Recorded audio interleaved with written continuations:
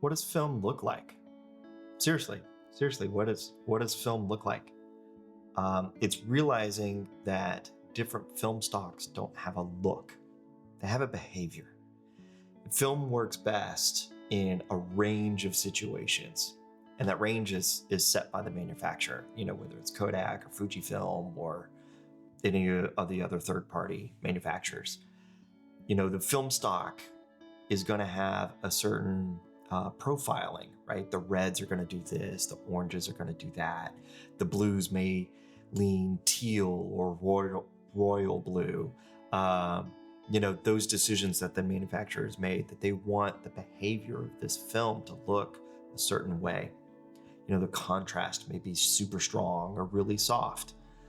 A great example is, let's take Portra 400.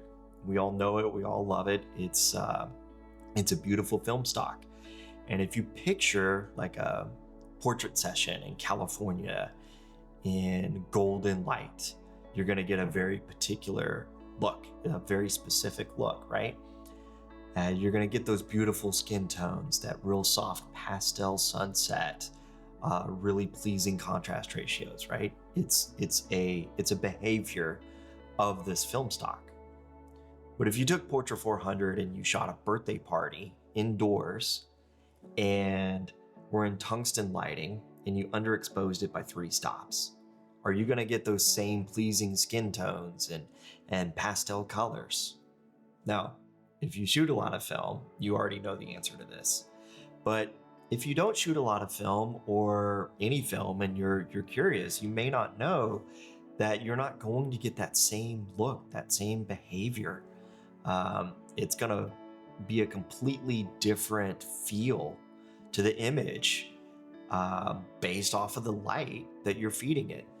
That golden look of Portra 400, that soft pastel, works because of the light, that golden soft light that you've given it. The film behavior is going to be dependent on the light that you feed it, right? So there's chemical stuff that's happening here. It's dependent on light in a way that digital is not. Digital responds in a linear manner, right? As long as you feed it enough light, the post-processing is going to influence how your final look is. With film, the kind of light that you feed it plays a huge role in a way that it doesn't with a digital raw. Now, look, light is light is light is light. I'm not saying otherwise, right? A beautiful backlit portrait at sunset is going to have a look, and it's going to look great. And if you shoot a portrait at midday sun, you're going to get raccoon eyes, right? I'm not talking about the quality of light. I'm talking about the character of light when you expose it on a negative. There's a lot more influence that it's going to have with the final look. If you feed it light that kind of falls out of the range that the manufacturer kind of has set it up to be the ideal situation, you may get some changes in contrast. You may get some color shifts. It may go green or magenta. And that's just not going to happen on digital. If you underexpose a digital shot, when you increase the exposure in post, it's not going to move magenta. And that's something that could happen on film. So there's those variables there. So to take a beat, if you're new here, my name is Chris Prince. I'm a commercial photographer in Digitech based in Fort Worth, Texas. I'm also the Capture One developer for Very Good Presets, a collection of tools, styles, presets designed to help your digital photos have that behavior of film. So with that out of the way, let's get back in it. So we've talked about some variables that you're going to have in your shooting environment when you're actually taking the photo, but there's also more variables, right? So the lab that you use, the timing that they use for the different processing stages of developing your film, the chemicals they use, the washing, ECN2, C41, there's all these things, right? your lab is going to have an influence on how your final image looks. Next, scanning, right? You need to get your negative from something that you hold into the computer, so you need to scan it. There's 3 main types to scan your film. There's the commercial scanners that your lab is going to have, and there's 2 main manufacturers of those, Frontier and Noritsu. Both of them have their own profiling on how they interpret a negative into a positive, and the colors that they apply. It's a whole rabbit hole on its own, and a bunch of people online have talked about it. So I would definitely recommend doing a deep dive on that if you're interested.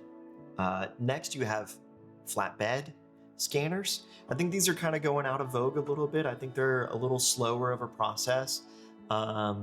I don't know a whole lot about it, so if you do flatbed scanning at home, please leave a comment and tell us some of the pros and cons. And then really the third main way is digital scanning with a camera. So what you would do is you would take a mirrorless camera, and you've got a whole rig, and you end up taking a photo with a macro lens of your negative and pull that into your computer. There's 2 main programs that then do the conversion, because obviously you're taking a picture of a negative, so you need to convert it to a positive so it has color in it. Those 2 programs, one is called Negative Lab Pro, and it's a plugin for Lightroom. I think it's probably the most popular way that people that are doing digital scanning convert their negatives. The other way is a program called Film Lab App.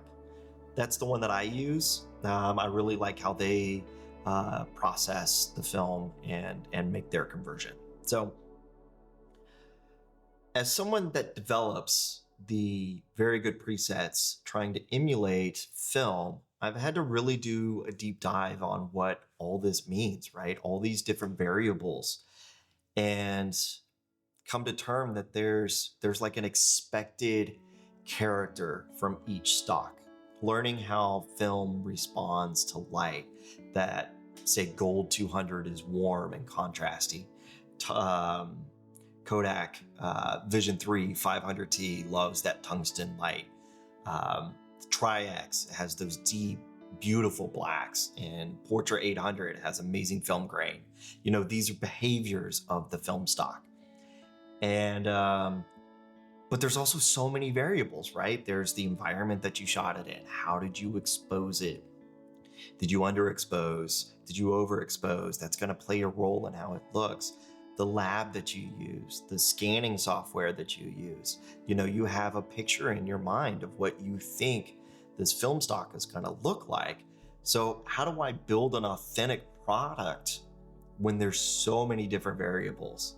And I think for me, that was really by focusing on what the character of each stock would be in its ideal situation, right? Like the way that it was kind of intended to be used, and not outside of those parameters. And don't get me wrong, like that range is quite wide. Like the film is incredibly versatile. But what I wanted to really touch on is, while it's versatile, it has certain characteristics that it likes to bring out in a specific scenario. And so I wanted to kind of talk about the influences on that. So let's pull up an example, and so I can kind of show you something that I find interesting. So we're gonna look at some Kodak Vision 3 250D. It's by far my favorite film stock. So I'm gonna pull up kind of an example here. Okay, so here's our example images here that I wanted to show you. So on the left here is actual film, Kodak 250D, and on the right is a photo I took at my favorite coffee shop down the street. They always have the most amazing light. Anyways, so this isn't like a sales pitch for very good presets, but I just wanted to use it as an example in the end to provide the context, right? So if I apply the Vision 3 preset, really the thing that I'm looking at here is these blacks. right? These black levels here. I think my exposure is a little bright. I'm going to bring that down a little bit, and I'm going to warm it up a touch. Now I'm just using hotkeys in Capture One to do this. But the point that I wanted to make is when you're looking at these values in the black, and just to show you, if you look up here at the top, you'll see these numerical values are showing you your values here, your RGB and your luminance value. So here we're at like 5, right? This is black. And same, I'm at 12. I'm a little higher, but it's a different scene. But the point being, like these are black levels. That is the characteristic, that is the behavior of 250D. And some film emulations, other presets, will have you believe that film vibes, man, it's all faded like this. And it's like, no, it's not. It's not faded. That's not what this looks like. So to just kind of drive home is, again, it's looking at the behavior of what the different stock is doing has kind of led me to this deep dive in each of these different film stocks and kind of come to this this thought process of really looking at it and studying it in this way. Okay, so I think that really shows that there's an understanding that a film stock is not a fixed aesthetic. It's a character.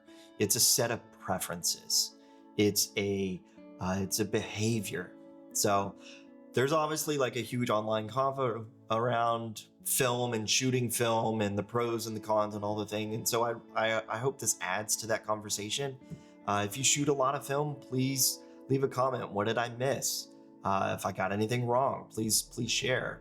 If you're new to shooting film, or if you haven't shot it before, were you surprised to learn that there's so many different variables that are going to play a major role in how your film stock looks?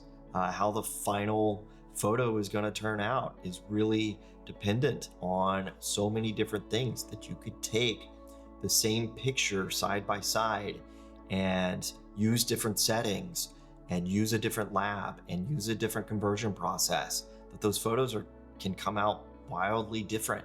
Was that news to you? So please add to the conversation. Be nice in the comments. This takes a lot of effort and a lot of work. Be kind to each other. Be kind to me, please. But thanks again for stopping by, and we'll see you in the next one.